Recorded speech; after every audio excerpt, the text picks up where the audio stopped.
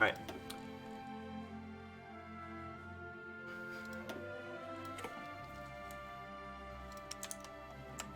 So chat, we're going to be playing as the United Kingdom. We're going to play as UK. We're going to play a historical game on a regular difficulty. We're going to keep historical AI focus. And just going to try and win. We're going to try and win World War II. Alright, it's going to be quite an interesting fight. An interesting thing. Now, the game has changed since the last time I did like a solo game, and a lot of patches have occurred, new DLCs have been released, and there's a bunch of new things. Meta's different, everything's different, but it is pretty spicy. I'm looking forward to giving it a good go. And yeah, win the game as UK.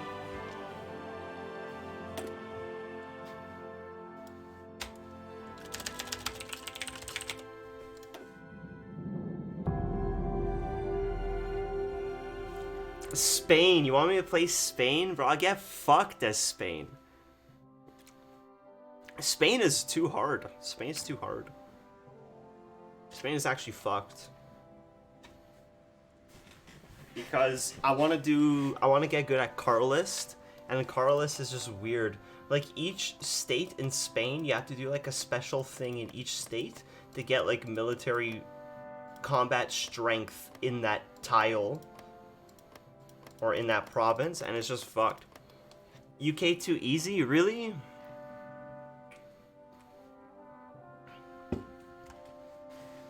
Really?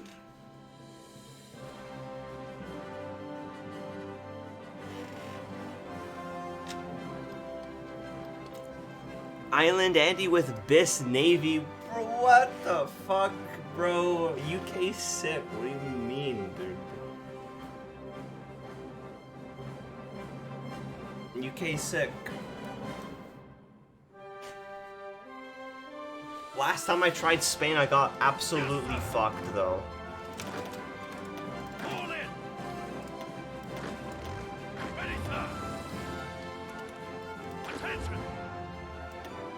gonna go ahead and switch. Spain is tough. It is tough, bro. I don't know, man. I think we're gonna have a good game on UK first, and then maybe Spain after. They actually made the game faster on speed, like 4-speed and 5-speed. I'm pretty sure are both like just quicker, so we could get like a good game going like pretty fast. Like HOI games are actually not that long, much shorter than Civ, much shorter than Civ. I like giving these commanders here for all my Africa divisions. We'll set them up in their own group here and make a border with Ethiopia. For construction, we're going to make just a bunch of civs to start in the highest infrastructure locations. Quite a bit of civs. I'm making 5 more civs than I usually do, but it's nice. My solo Civ games are fast? Yeah, but HOI4 is fast, both single player and multiplayer. HOI can be fast.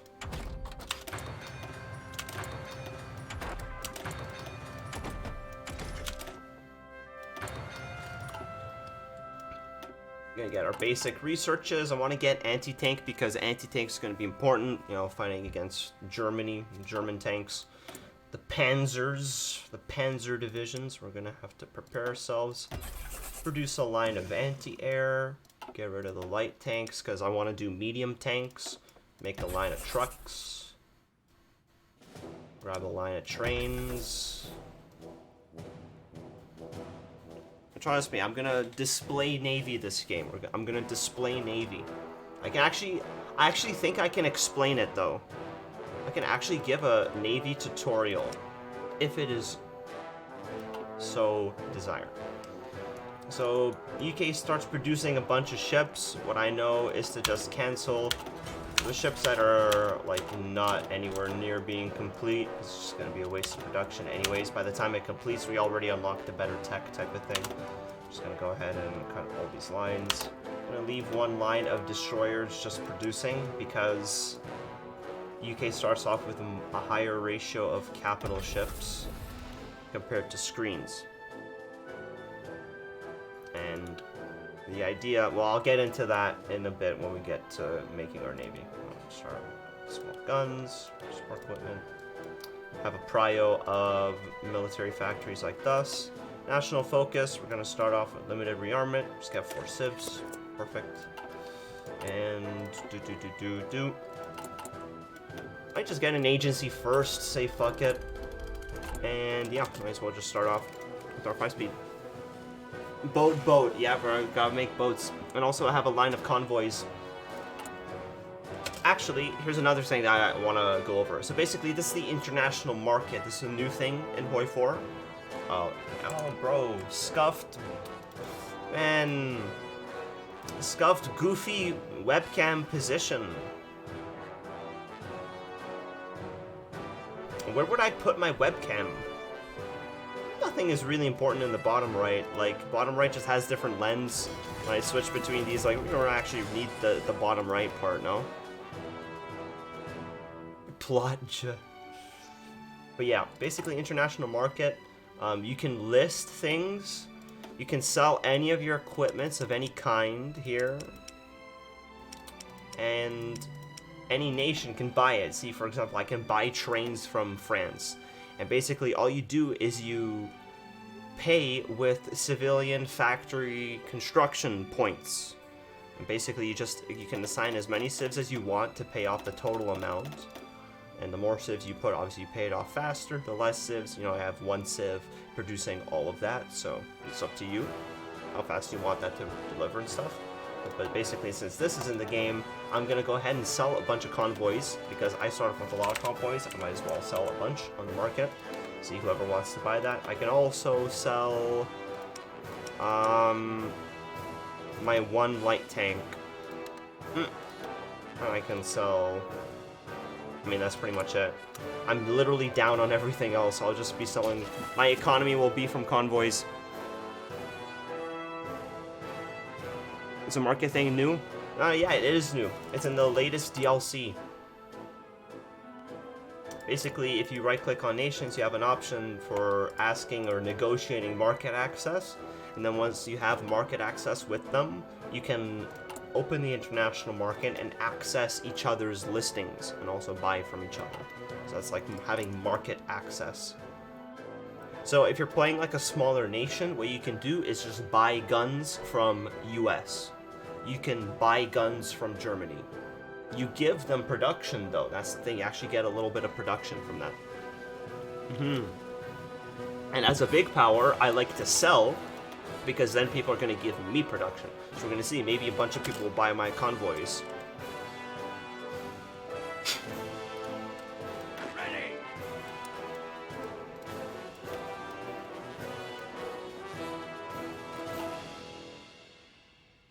But yeah, small powers definitely, and as you can see, so South Africa wants to buy some convoys. We get 980 construction points. You see how, for example, like, a civilian factory costs like 10,800 construction. Like, that's like 980 of that. That's like 1K. Just from 7 convoys. Civ factories to trade them. Yeah. So they're gonna like pay off 980 production with one of their civs. They're gonna give me 980 production. And it works that way. France buying my 1 singular light tank. And Romania with 13 convoys is 1,820 production. That's some good production. And you can see over here there's a listing of all currently active contracts. And yeah. British Raj buying convoys. It's a nice way to bump up your economy. 1. Literally 1, but dude. But eventually we can sell more. So when it comes to the intelligence agency, I always like to start off with form department. It just gives you the ability to get ciphers and also a bit of encryption and decryption. Cryptology and decryption. Basically, decryption is the speed at which you can decipher ciphers. and your encryption, your cryptology level, slows enemy decrypting your ciphers. So cryptology is like defense, decryption is decrypting theirs. And that's how that works. A rescue operative cost, because, you know, for some reason I always get a rescue operative, dude. Rhineland occurs. Back Turkey. And we might as well... I could go... Yeah, we're gonna go reinforce the Empire, because the next thing you do as UK is go reinforce the Empire. Unless you can go down this path, which requires world tension, but we're not gonna get that until Anschluss happens. So...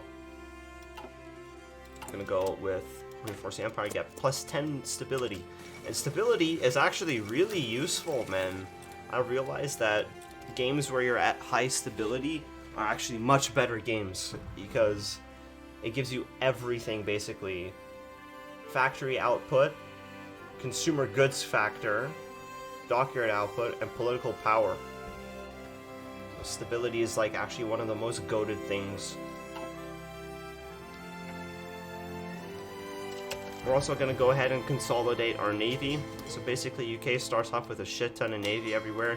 What I like to do is just put them all together.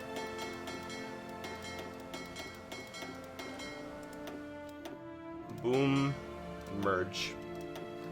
So all the ships are just going to go around the world and are just going to group up in London and go ahead and combine.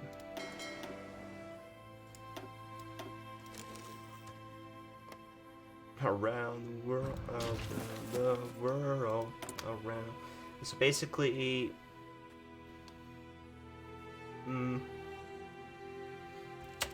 so once you reach a 135 or 140 political power, now I have to make the decision for first political advisor. And yes, this really does matter what you pick. Now, people hate me. I've taken Silent Workhorse for additional political power gain, but people call this a shit move. Because after like 3 years, it's when it pays itself off in political power, so...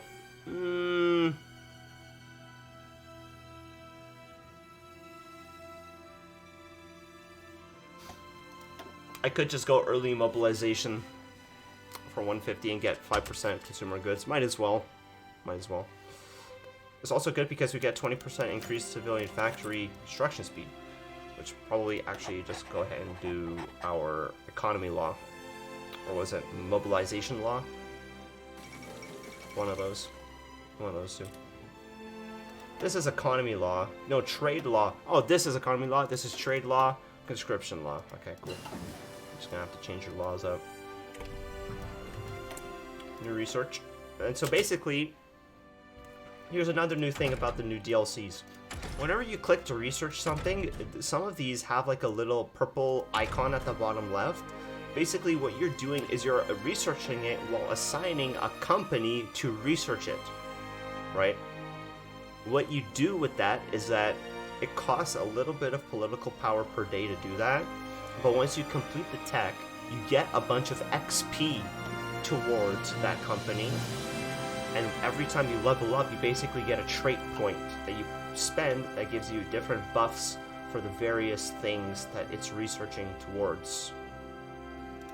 So, you know, I'll research this depth charge. I'm going to research it with the raiding fleet because that's what I usually do. So, for example, here we got a level up here for our artillery since we finished researching the anti-tank. Go ahead and select production efficiency gain. Boom. You kind of go through like a tree. It's like you level up your equipment in a way. With like trees.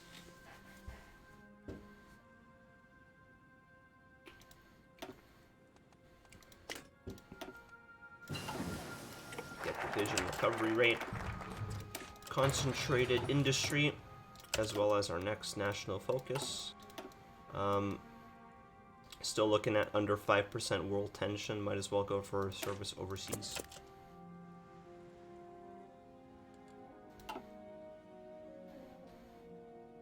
And look, dude, 5 speed is fast.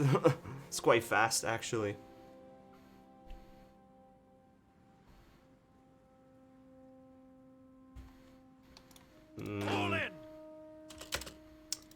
Right, so my navy has grouped up. So basically, here's the thing. Your navy... Is this a hist? Yeah, this is a historical game. So I'm gonna have to fight Germany and Italy and Japan. Well, hopefully, surely AI US beats AI Japan, right? Surely. Surely. I know AI Germany beats AI Soviet Union. It just straight up beats it. Because this AI Soviet Union is fucking trash. But the thing is that the AI Italy is also trash. Even worse trash. So. This is where we will strike this game. Italy is gonna get fucked. Oh yeah, but basically what I want to go over is just a bunch of stuff to start off the game with, right? So we're gonna sort our navy. So basically, Matt Japan main #1, really? Matt's running Japan? Yeah, Matt with the Japanese Empire, dude. Oh, my webcam is over the chat. Where should I put my webcam, guys? Where do you think?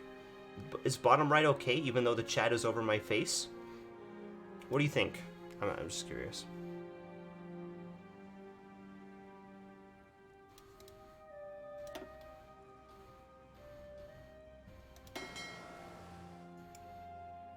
I think top right. I'll try here. So you can see the date. And the world so you can see the date of the game. Maybe this is the tech.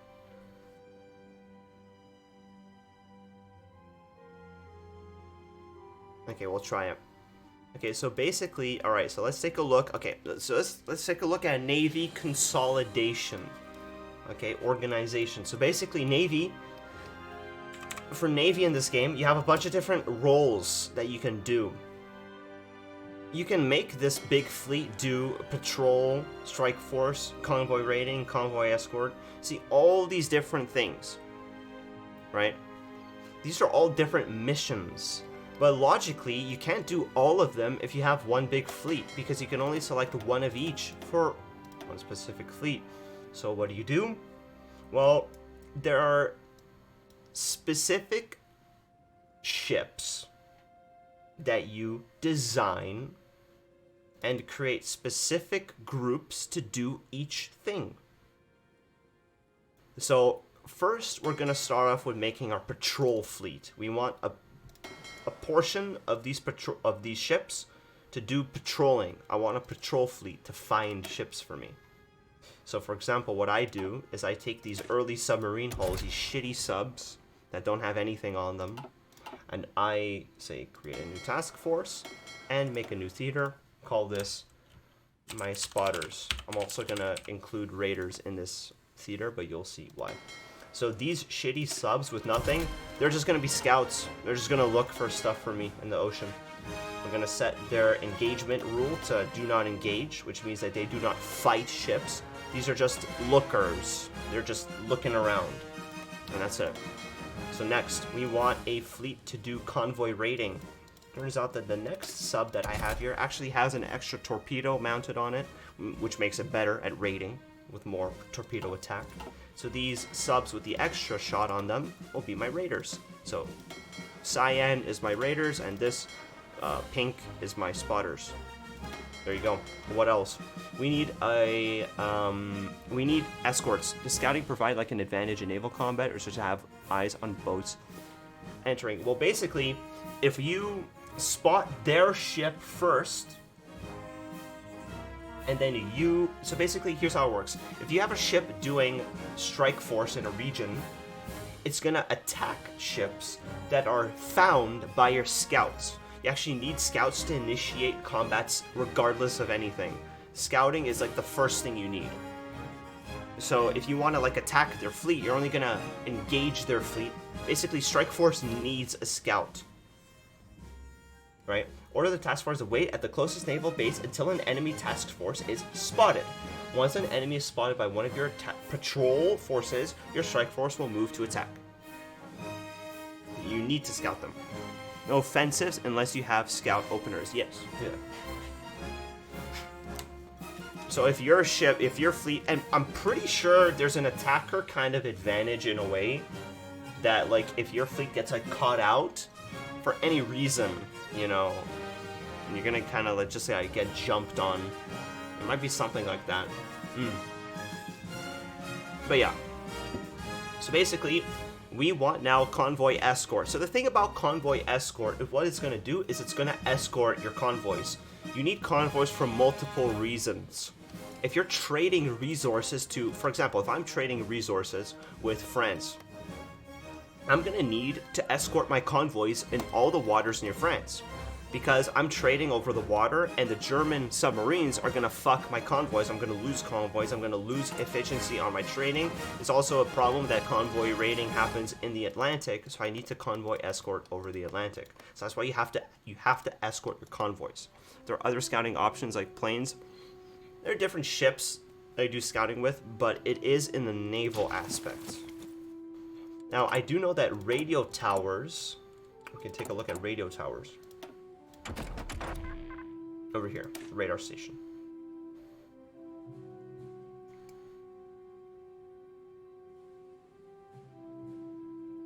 Radar station increases the detection of enemy fleets at sea. So this is another option.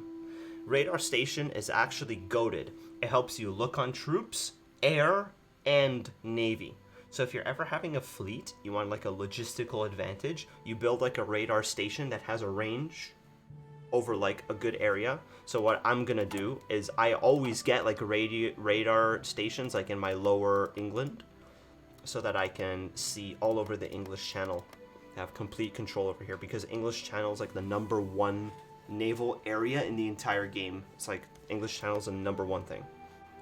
But basically, yeah, besides that point, we're gonna look at convoy escort. So the thing is like, okay, we need to think, what kind of ship do we want to have escorting our convoys? Well, since we're playing against Germany, who's gonna convoy raid with a bunch of submarines, what we need are destroyers with anti-sub depth charges on them.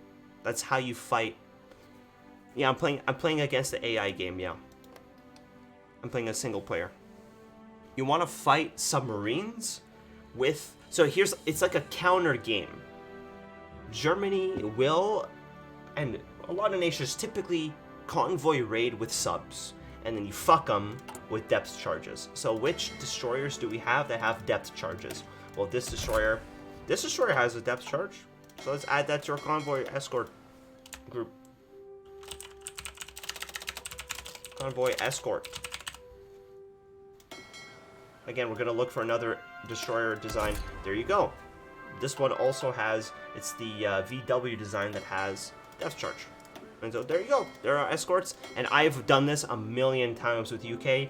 This is my split of the UK Navy that I do, and then we're just gonna go ahead and do naval exercises on our main strike force. This force up top here is like the juicer. This is what we want to like kill Navy with. So you have like a kill force, scouting, radar force, and escort force, and that's how you kind of do that. So does a radar provide full coverage of the entire ocean? There is a degree of coverage. Coverage is an element. So you want your radar station. So for example here, this radar station, look, regions coverage. It literally shows 67% coverage in Southern England region, this, and 36% coverage in the English Channel. So yeah, coverage is a factor. Good question, Wahesh. You need to have coverage over. See, this covers a lot of these different regions. This has a coverage mostly in the English Channel. This has like a bit of coverage in a bunch of different regions as well. So for both air, navy, and troop purposes, radar stations have like coverage percentage. It really helps with air too. I need this actually. If you're playing like a good UK, you need those for the English Channel. Yeah, we're playing against AI game. Yeah, just gonna go ahead and do naval exercise on that. And also, big thing is that you actually have naval generals. Don't forget to do this. Assign a naval general. Look at the stat bonus. Naval damage 30%. What the fuck? Insanity. We're gonna put one of those on our strike force, one of those on our escort, and maybe a guy for raiding. Who's good for raiding?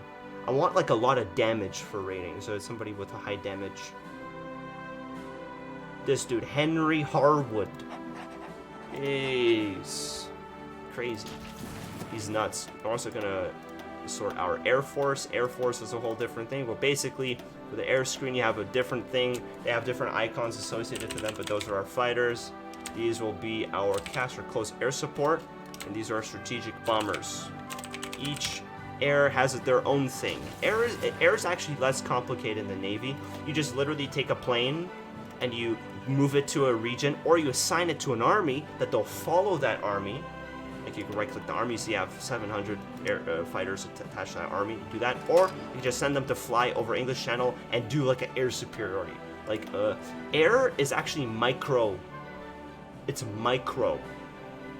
Your airplanes, you micro them around these regions. You see, you click like, oh, how many enemy planes, how many your planes, coverage, air detection, efficiency. These are all different significant stats. So when a convoy is being attacked, let's say you're at war with Germany and you're trading with someone, not at war with them. For Brazilian convoys, yeah, any convoy that you are using, because when you trade resources, it's not the Brazilian convoy, it's your convoy, always. Whenever you're trading a resource or buying equipment from the international market as well, it's always your convoys that you're using. None of the other person not at war, none of their convoys are being used. It's only your convoys. So you will be raided. No matter who you're buying resources from, you will be raided. And you need to have convoy escort in these particular parts of the Navy, of the ocean. What you can also do is that there are 3 different icons here for access. What it is, well, basically read it. If I block, for example, a region of water, it says our trade routes will never pass through this region, our fleets will never pass through this region unless there's no other route. So you can kind of control the route that you want your traders to take. For example, if I block off all other waters and only have a trade route with America that goes through Eastern Seaboard, Newfoundland Sea, Labrador Sea, all the way to me, then I could only escort these waters and block off all these, right? This is where Navy gets pretty technical, dude. Navy is actually very technical. You block off waters that you don't want your traders to go into. So the people buying equipment from you, for example, they're not at war. They would be safe. They would be safe. Those people, of course, if they're at the same side as you, they'll be raided, obviously. But if they're not at war, if they're not a part of the war, they won't get raided. You will be raided. It would be kind of fucked if you raided their thing without being at war. But you kind of have to be at war for that to happen, for your convoys to be fucked. Alright, regardless of that, some good Navy consolidation, enough yapping. Get on with the game. King Edward. Well, this is a historical game. We're not going King of England, so chilling.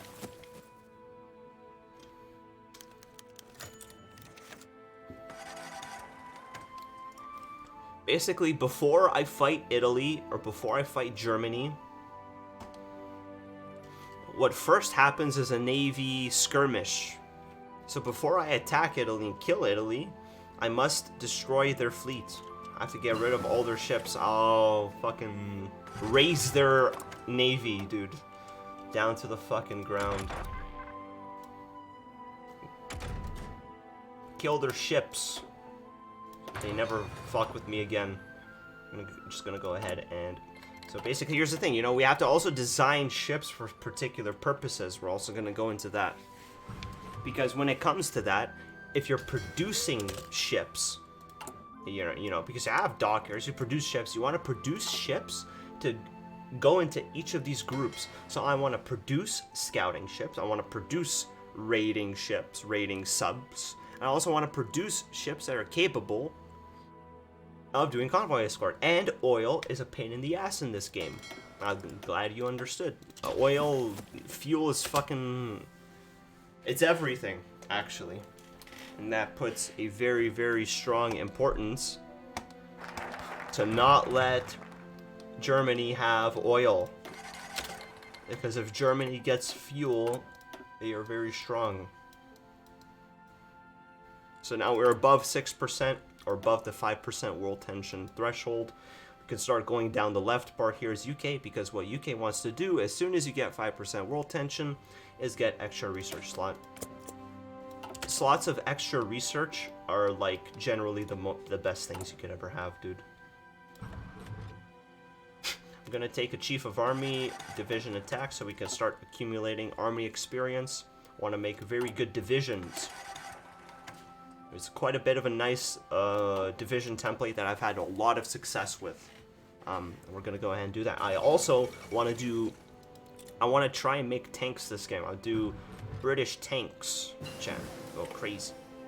British tanks and motorized and everything.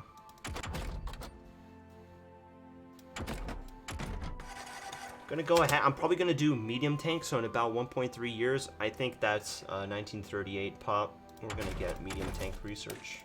Gonna start off with some better guns. Solid convoys.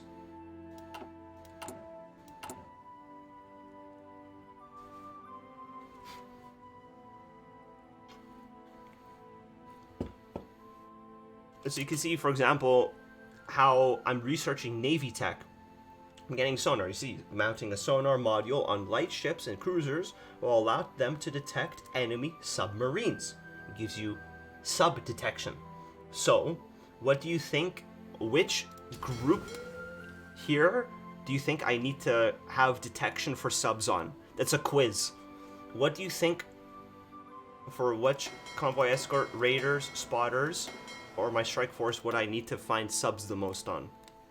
With sonar. What do you think? Based on what I've described. It's a pop quiz, dude. Pop quiz, pop quiz. Why do I need sonar? And also, at the same time, depth charges.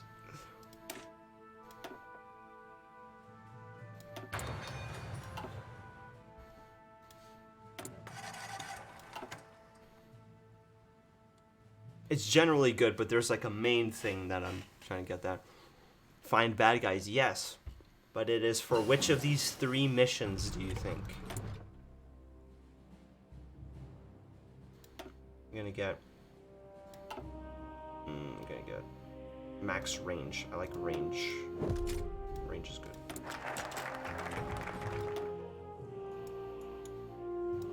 Gonna get better subs.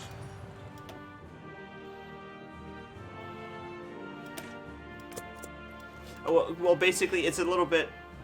I guess maybe if you don't know the stat breakdown, well, basically, once you're in a combat with something, your detection is going to really improve your chance of hitting and engaging with that. And at the same time, you know, imagine value with spotters, but the convoys could find people easier too, right? Yeah.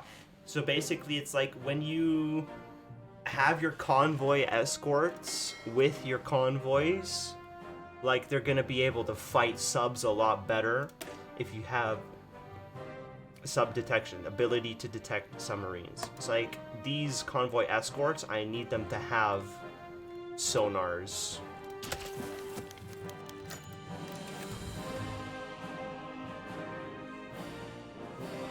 But also spotters too. I think it also really does help with spotters. Because I put sonar and radar and stuff on like most of my ships anyways. I think spotters help with that too. Having sonar on the other ships. It's good all across the board, but like mainly I'm mainly looking, as well as the depth charges to mount those on my escort ships. So basically we can already do that. Also, fuck you, Bulgaria. So basically, since I have 1936 destroyer hull, let's go ahead and make an actual good sub killer. I'm gonna mount this depth charge 2, which I researched first. 2 sets of depth charge 2, and all we need to actually make this is because the design lacks 1 or more required modules. All you have to do is make the cheapest light battery here, throw on this level 2 sonar with 10 sub detection, crazy. And that's it. That's the design of the ship. We're gonna call this Sub Killer. It detects subs, massacres subs. with depth charges. We're going to replace that with that. Now we have a line of actual good ships, and as those get produced, we're going to add that to the convoy escort group. Our strike force, you can see, we naval exercise to the point where they're all level 3. This is the max level they get from exercising. No point to do that anymore. I'm going to go ahead and exercise now my escorts, because I want maximum sub-killing juicer monster. Okay? German subs are going to drop like mosquitoes. We're going to like, you know? You know? You know what I'm saying?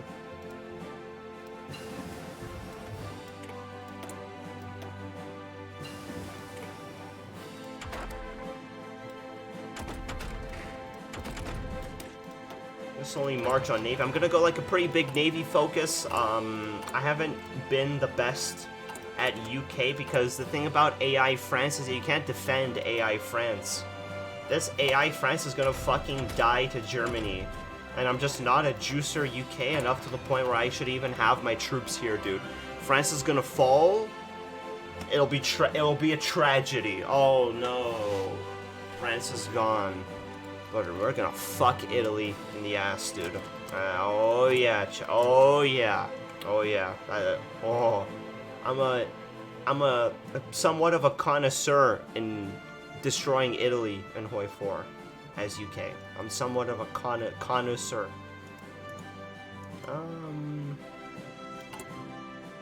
Next political advisor.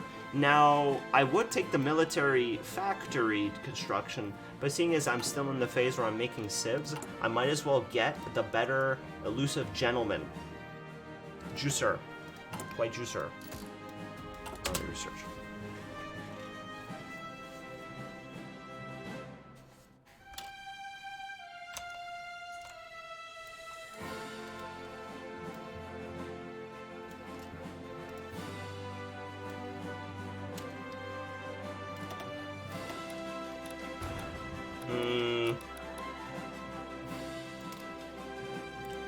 Just got in Italy, YOLO.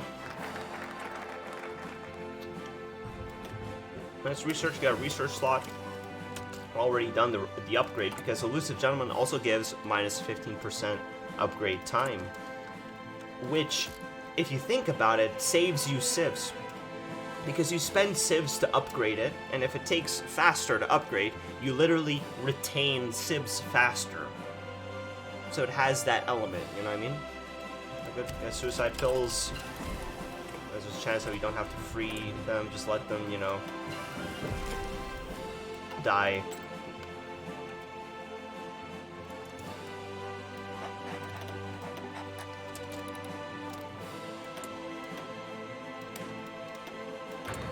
More Navy research.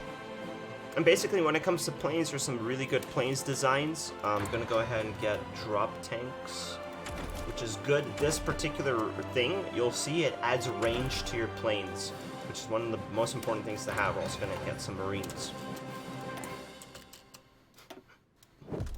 Minus 5% fuel usage. In terms of logistics, we're actually doing pretty good. Just above the threshold of infantry equipment, so soon I'm going to change my infantry design. Actually, I think I can afford it now. This is the infantry division that I've had the most success with. You basically remove that line, you have 6 infantries, and you pop down an artillery. And this becomes a 15 width combat width that en masse fit into every single tile in the game, kind of. Pretty much like every single tile is divisible by 15. So you can fit so many of them in combat. Is crazy. They're actually strong. This is a lethal template because you mass them. This is a very efficient, very nice design of an infantry. I'm gonna just throw down a couple of them to start producing some units. Nothing too crazy though. Because I am a bit down on support equipment. We want to produce a bit more support equipment. Just split apart the production the more you produce something, you get more production efficiency towards it. So even if you're producing a small amount of something, you might as well do it. You want efficiency on it. So even though I didn't have a much on support equipment, I do have a lot of efficiency on it. So the moment when I put down another mill on it, it'll be good. I'll have a better submarine design, which is good. Improve some other things in the Navy. And we're gonna go ahead and make our better sub. This will have torpedo 2s, and these will just be a better version of the raider ships we have. So now we have a raider. It's gonna do convoy raiding in various capacity. You know, have our own subs. You know, Germany is not the only country that can have subs, because Germany lacks the destroyers to really get at them. You know.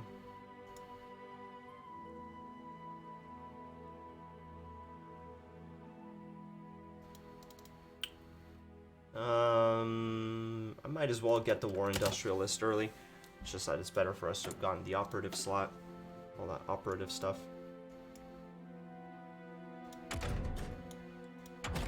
Go through construction, get our construction techs up. Actually, might as well disable and just go for construction tech here. I care more about industry, actually. 1937 Raid Shadow Legends. Crazy, bro. You're speaking insanity, basically. I'm gonna go ahead and get Colonial Elite, which is 7% research speed. Kinda juicer, actually. 7% on everything. That's juicer. Think about that value. Just grabbing this. Like, the thing is that now that I have 5 research slots, I research everything on year, basically. UK is very good at researching, I've found.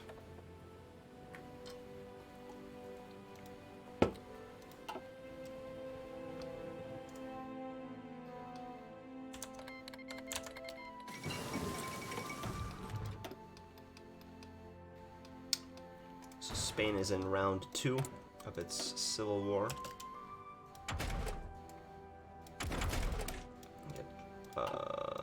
Logistics.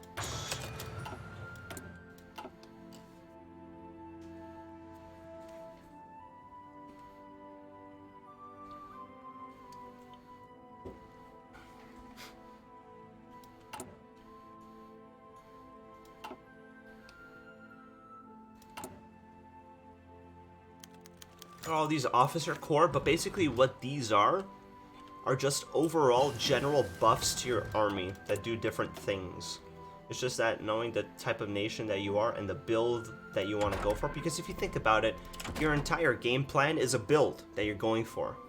You know, when I play UK, I usually go for a mix of infantry, fighters, CAS, mostly an infantry build, but sometimes I do motorized in it. Sometimes I do tanks, you know, but this game I kind of want to try out some tanks.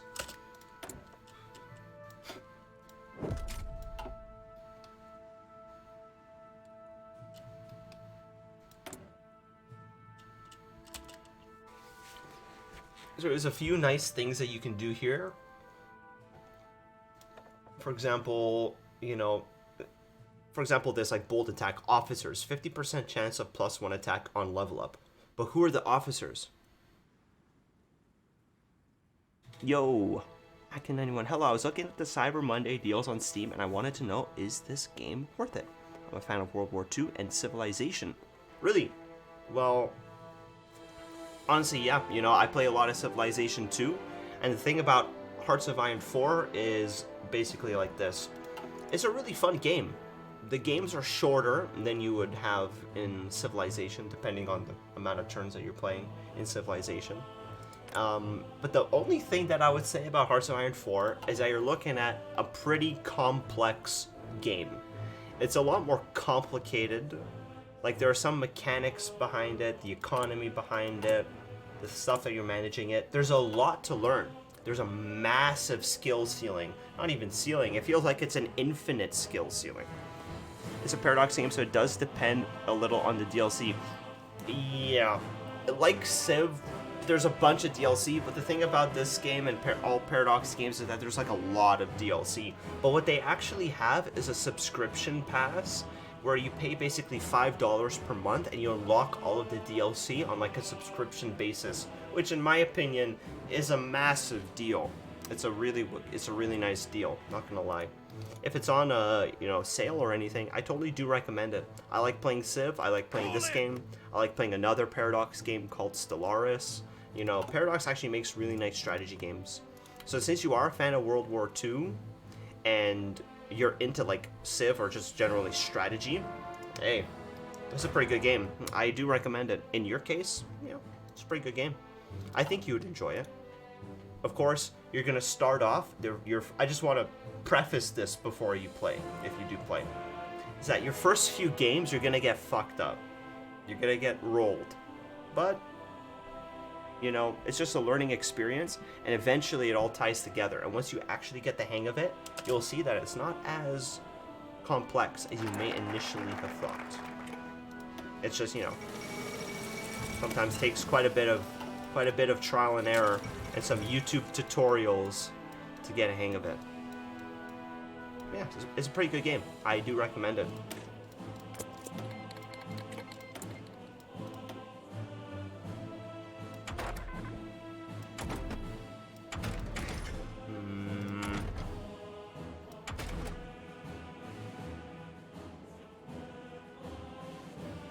$15 Canadian, damn, that's pretty good. That's pretty good, actually. Wow, that 15. I mean, I have like 850 hours in this game. So if you think $15 for a game that could potentially give you hundreds of hours of gameplay, yeah, that's pretty good. That's a pretty good deal.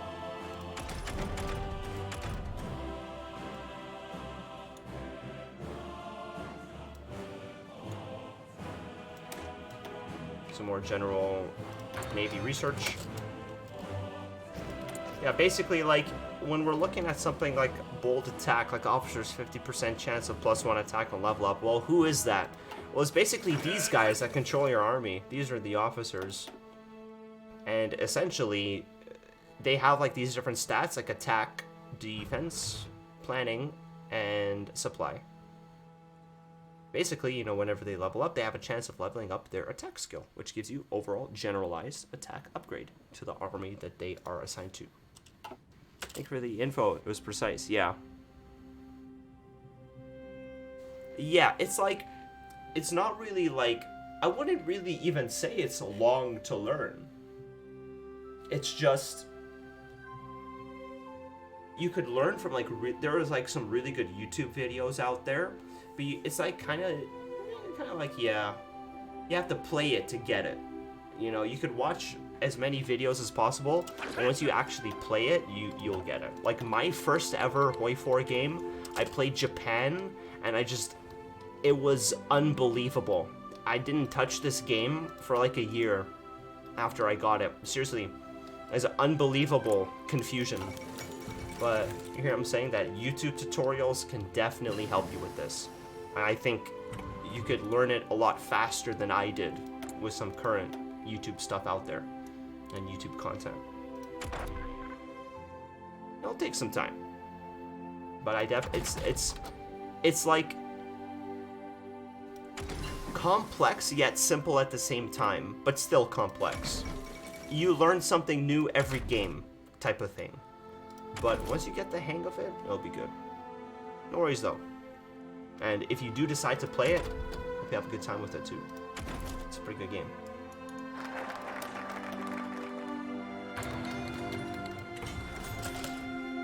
You can play as any nation in the world too, and go through like specific events. Like you can play Germany, and you could go through like this crazy tree of like events, but you can choose to like go against Hitler, and you can get him out of power and play like a different Germany that could even go democratic and join the Allies. There are non-historical components, and it like get really spicy. Like as France, you could become a communist country, going the communist path in your tree, because each nation has like a focus tree that goes like pretty insane. Go through very specific things. Like even as UK, I could become fascist and join the Axis. There's a lot of different possibilities in this game. And you could really get crazy, play any nation. That's why it's really complex, because there's a specific way of playing each nation for each path that they have in a very efficient, high-level way to win the game in your own regard. Like, it really is pretty pretty endless, dude. Apologies for my language, but it's a good game. I like this game.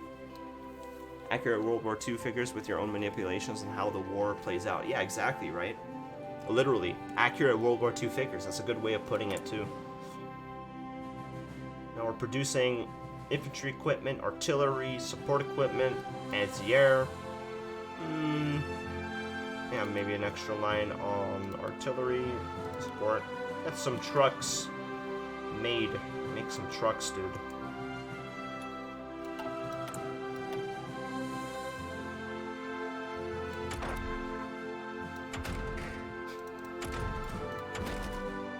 I'm just thinking what to research next. I do have quite good research on all of these things, but we're probably going to start on our tank research. We're approaching making our mills, so that's pretty good. I'm going to go ahead and grab...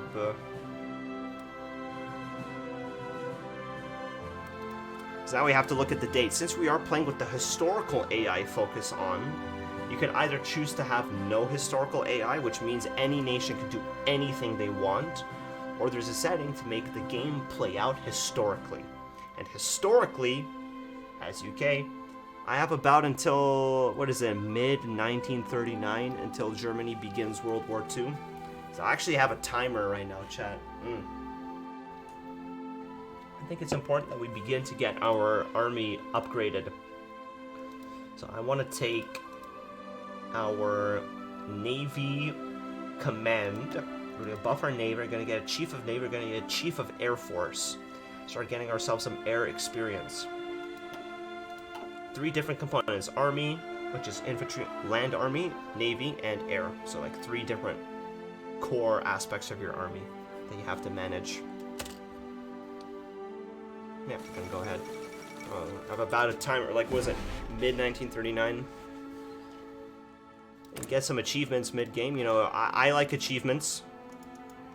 Don't you like achievements? But since I'm playing on Iron Man mode, we can't go back to a previous save. It's Iron Man. No auto-saves, chat. It's actually a hardcore game right now. I'm confident, though. I think we can do it. We have a lot of surplus on all of our productions. I think we start making our army, chat. I'm gonna send them out. I'm lacking a bit of support equipment still, but, you know, we'll get that going. Alright, let's go. A bit less on the anti-air. I also think that I can afford giving now this division a support anti-air, which is very helpful. They're going to fight and be able to simultaneously shoot down planes while they're going at it. And I have enough anti-air to support that, because I started producing it at the beginning. See, I have quite a nice surplus on that. And we're chilling. A few researches are open.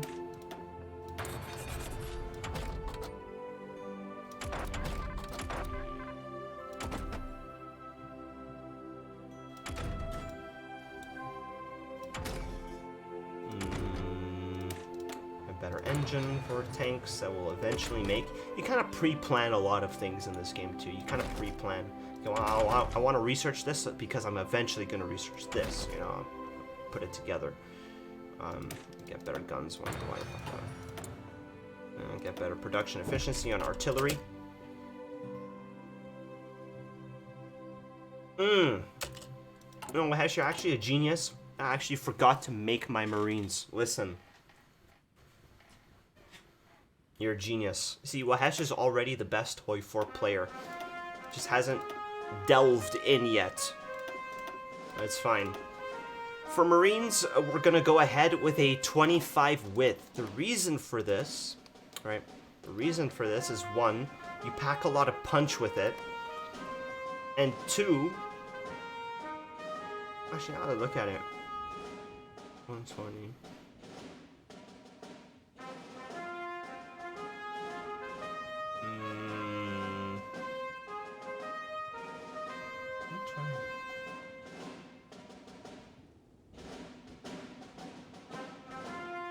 Okay, so we're gonna actually make these Marines juicer. These are gonna be much more plentiful than our normal division. We're gonna make these actually 30 width. The reason for that is because I'm just looking now at the urban district type, which most ports in the game are made out of, is urban, which is 80 combat width with an additional attack of 40. So if you think about it, it's a combined 120. So the strongest realistic division that I want to make for it would be 30 width. And the reason for that is because it fits in perfectly into the additional attacks and get the most efficient damage if you make something like that. So I think we're going to go 30 width Marines. And for that, a really nice design, we have artillery here. And just the one guy here. And this is our 30 width Marines division. I'm gonna go ahead and save that. True. It's nice. We're gonna get good Marines. We need that, actually. We need it.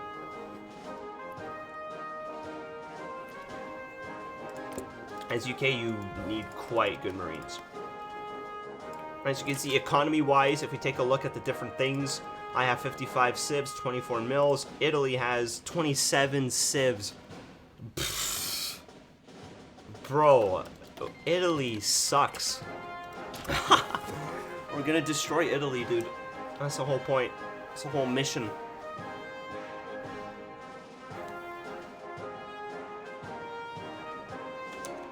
This is our mission, Chad.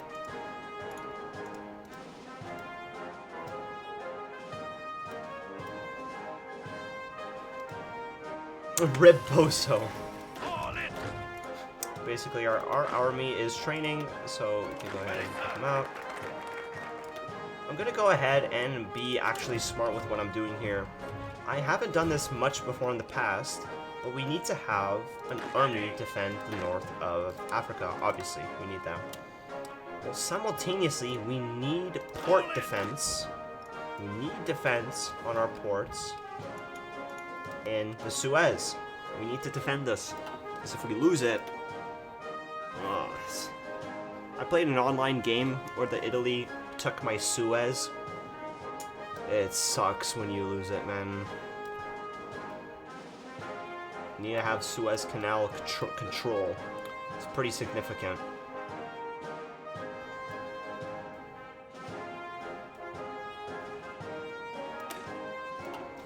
Okay, I'm just gonna go ahead and rush air tech. So the thing is that there's a very, very important thing that both sides in the war need, and that is the best fighter design. Whoever has the better design of music is fired, but maybe it's 10%, 50% lower. Okay.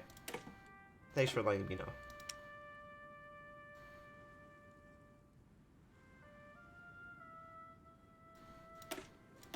Okay.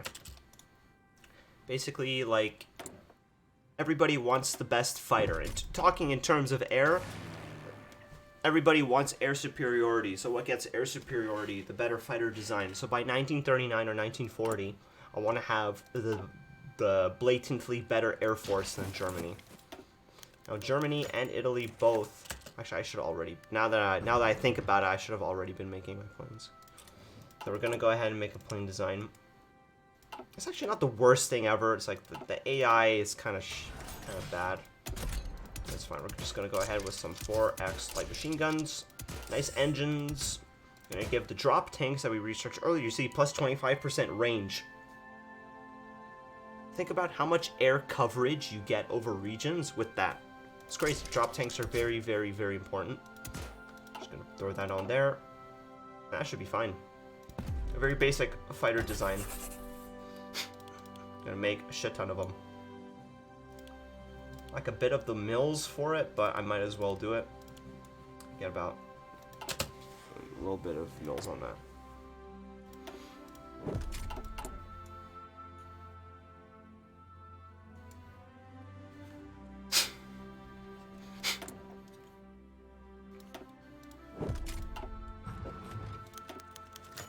So France wants to join the Allies? Absolutely. So we're with France now. Gonna be a little bit spooky this game, dude. Now the focus element comes. I have to not int. If I int, it's gonna be devastating. But no, I'm confident this game. It's gonna be good. It's gonna be a good game of HOI. We're looking at 1939. Soon Germany will do Anschluss. All in. And we're gonna go ahead and do some army exercise and get some XP on our army.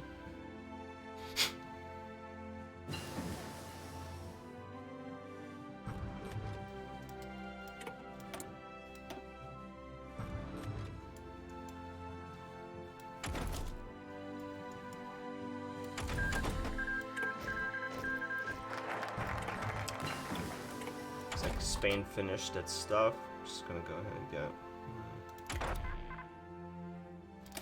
Goody Machine, as well as the better radar tower. Yes, sir. Got some more divs. We're gonna put these divs in Africa. Be some of our African theater. I'm gonna go ahead. So basically, this is what you want to rush: is UK, get air rearmament as well as fighter command. And what this gives is plus 100% research bonus for fighter models and heavy fighter models, which is very useful. We'll use this to get the bonus research towards the improved small airframe, which is the much drastically better stats-wise airplane design chassis. And we need to get that tech. It's going to help us a lot. At the same time, we go into our officer corps and we take specifically this Spirit of the Air Force down here, Industry Liaison. Gives you research speed for aircraft. That is how we get the faster, better airplane design. And both sides have their own way of doing it. I'm pretty sure Italy is the one that gets that before Germany does. So Italy players will typically get that better plane and produce a sizable air force. Yes, sir.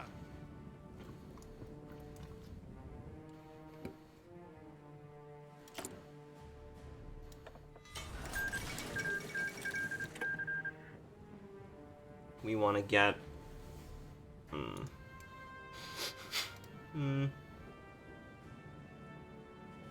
maybe just start on our army.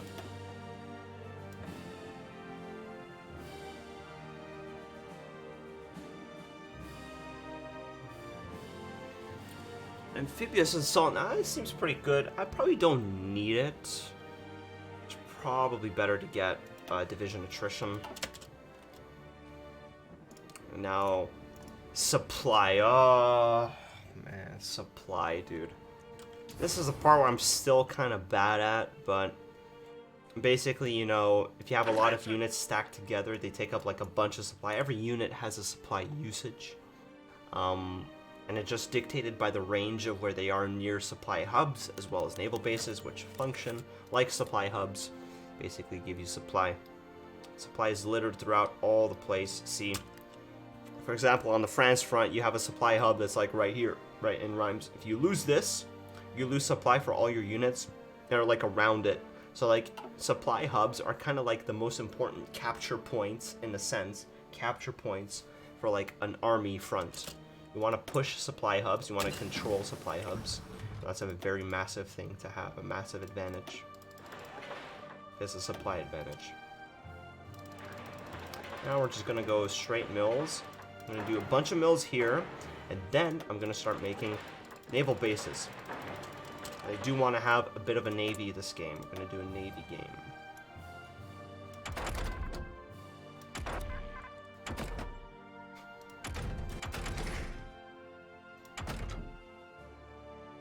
Already researching the better tank.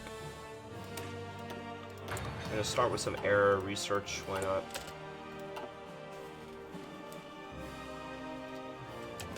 Also, let me see, because there is some food for me to obtain IRL, but I do not mind just eating and gaming, because I mean, it was a pretty chill game. We have about another year in game until war gets declared, pretty much like about like a year and a half or something. But yeah, I'm gonna just take a quick BRB chow. I'll be back in a sec. Be back, and then we will continue. I'm just gonna see if there's food. Maybe not yet, but if there is, then yeah. All right, 1 sec.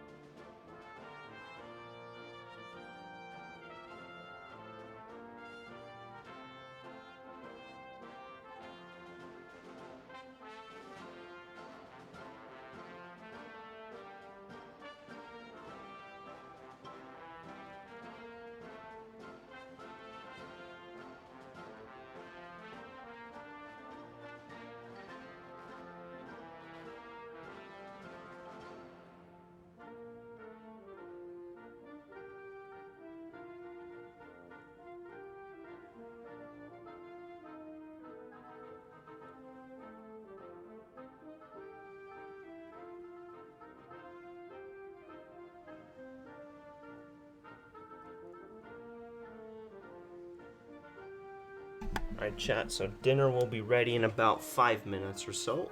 In a little bit. So we can continue for now. Oh.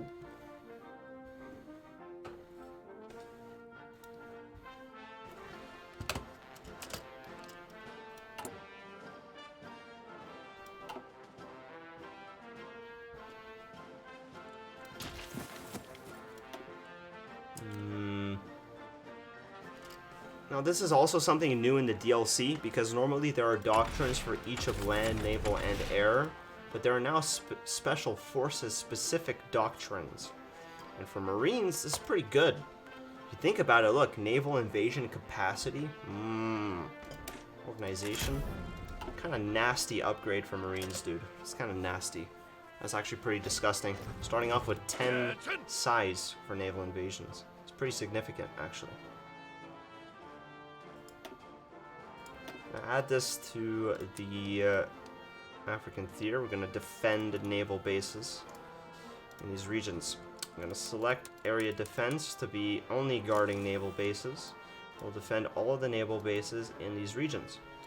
Eventually, I want to construct a naval base right here to hold this front in northern Africa, as well as building a railway to connect this to the other supply in the region. This naval base here will make these units that hold this front not have a supply penalty. So in order to actually hold this against Italy, it's very helpful to construct a naval base here. A bit of UK tech. I'm going to go ahead with Steady As She Goes and start going down our democracy path in our national focus. We'll go kind of crazy with that. Japan abandons naval treaty. Wow. Italy abandons the naval treaty. Wow. Hurts my feelings, guys. So at the base, you can see that our fleet are being produced here. We have sub-raiders that we've already produced, 11 raiders. We add that to our raider fleet. We have 8 sub-killers. I'm going to throw that onto our convoy escorts. They're still exercising. Kind of trolling. Now, if I want it to be like as micro smart as possible, all we literally do is just split apart this fleet, make this little fleet in on its own, and just exercise that one little fleet just to be like efficient with our XP. We want to do raider here. Go ahead and also exercise our raiders. Might as well. I mean, might as well. We're going to be exercising and that, and we're going to put Subkiller on that as well. Or no, not Subkiller there, but...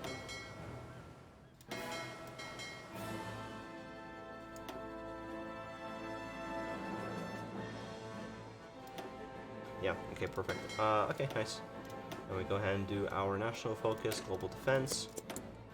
Get a couple more researches. So, I have a technique with Navy. And it's pretty important. Okay? It's pretty important. This is the way you do Navy. It's kind of unprecedented. Also, we just got our basic medium tank. Let's go ahead and look at this. Gonna make a 3-man turret for max stats, crazy stats. We're gonna assign improved small cannon for juicer attack.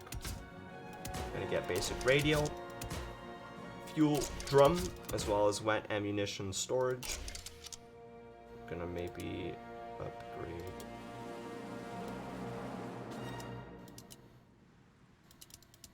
This just makes it move faster. But armor and breakthrough is typically what we kind of want. Just gonna upgrade our armor a little bit on this. Get some good armor. We're looking at some really nice stats here. We're gonna make a line of tanks. I'm not gonna produce them yet. We need quite a bit of tanks to start producing the actual divisions from them. I'm gonna cut back a bit on our truck production, start making some of those. All medium tank equipment, give it some breakthrough. And we can take another political advisor. That's probably not as significant right now. I can't even afford the command power. Also, dogs barking. Pog. Up our conscription, because we're eventually going to need more manpower anyways. Flintstones tank, for real, dude. Gonna edit our marine division to give them support artillery as well as engineers, as well as logistics. Because with better logistics is minus 10% supply usage. If my Marines are landing across the world, they're going to need better supply. They're going to need to be supplied. So having logistics company on Marines is something that I usually like to do.